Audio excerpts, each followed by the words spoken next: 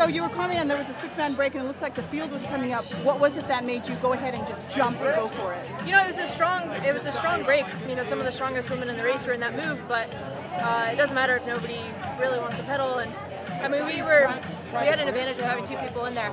But when I saw the group about to catch us, I knew it was the perfect time to go. I had no idea that there was that much left in the race.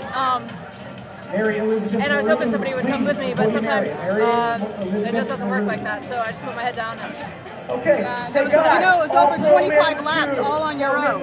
Every time I came around, I kept hoping to see 8 or 9, was what they said they were going to start showing laps. And then when they finally did show it, I thought it was a bit of a joke. But you know, I was impressed with the field. Sometimes you can hold a gap in like 12 seconds, and then they can kind of give up and they can shoot up to 30. And I had to work all the time. I mean, the gaps were consistently like 12, 15, 13, and so I thought there was a real good chance that I get brought back with 2 to go. Yeah, and just a comment on Olivia, who did a great job at just kind of sitting at second and just kind of disturbing the peloton.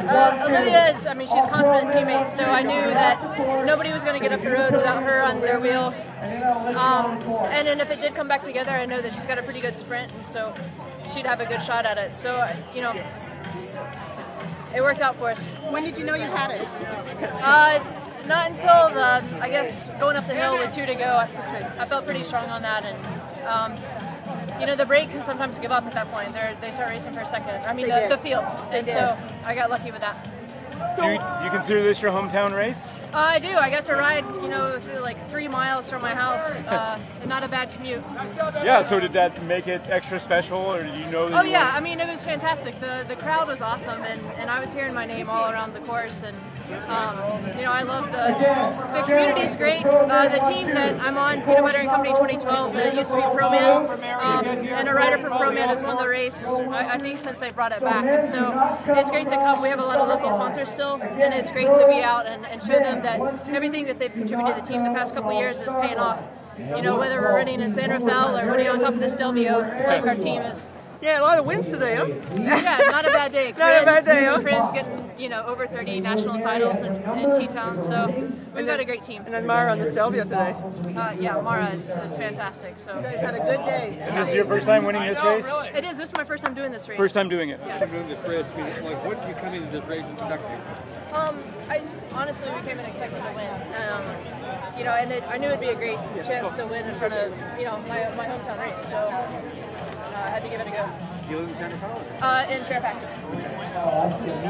Pizza making the rounds if you haven't already.